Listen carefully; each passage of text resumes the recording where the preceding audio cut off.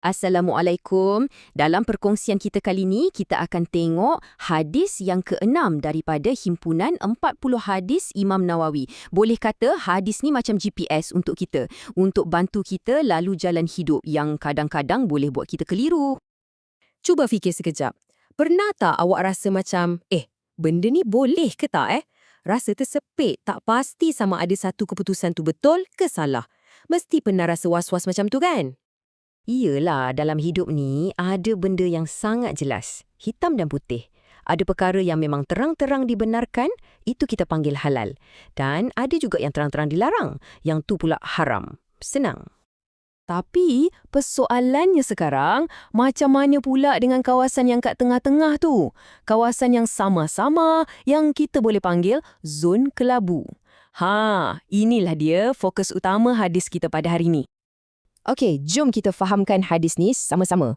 Untuk bagi kita senang faham, Rasulullah SAW bagi satu perumpamaan, satu cerita yang sangat best dan senang sangat kita nak bayangkan. Cuba bayangkan, ada seorang pengembala. Dia ada dua kawasan. Satu, padang ragut yang luas dan selamat untuk kambing-kambing dia makan. Satu lagi pula, kawasan larangan milik raja. Kawasan ni langsung tak boleh masuk. Jelaskan beza dia? Sekarang, cuba fikirkan. Untuk penggembala ni, kat mana agaknya tempat yang paling berisiko, paling bahaya untuk dia biarkan kambing dia meragut rumput?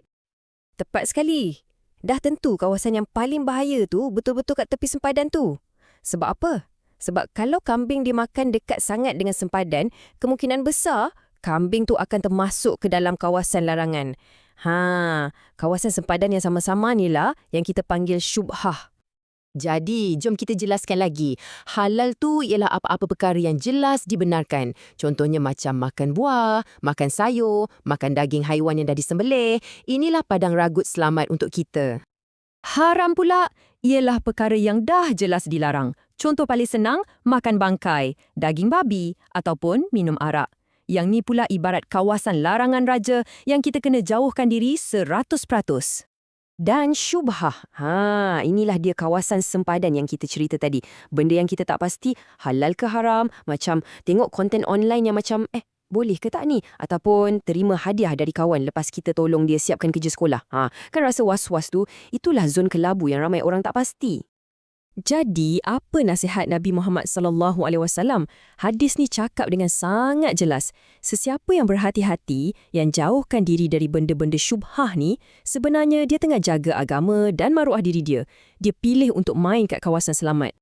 Sebaliknya pula, orang yang berani sangat, yang suka main-main kat kawasan sempadan syubhah ni, lambat laun, risiko dia untuk tergelincir masuk ke dalam perkara haram tu sangat-sangat tinggi. Samalah macam kambing tadi, yang akhirnya masuk juga ke kawasan larangan raja.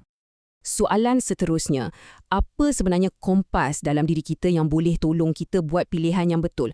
Terutamanya bila kita berdepan dengan zon kelabu ni.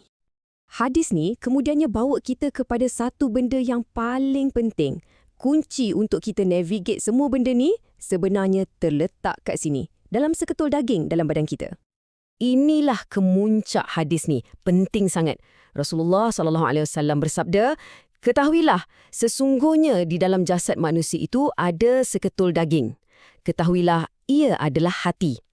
Hati kita lah yang jadi pusat kawalan, jadi komander untuk semua tindakan kita. Dan kesannya sangat jelas. Kalau hati kita baik, bersih, maka baiklah seluruh anggota badan kita. Fikiran kita, kata-kata kita, perbuatan kita, semuanya akan cenderung kepada kebaikan. Tapi, kalau hati itu rosak, maka rosaklah seluruh jasad. Okey, soalan paling mustahak sekarang. Macam mana kita nak jaga pusat kawalan kita ni? Macam mana kita nak pastikan hati kita ni sentiasa dalam keadaan yang baik dan sihat? Sebenarnya, ada 3 langkah utama yang kita boleh cuba amalkan.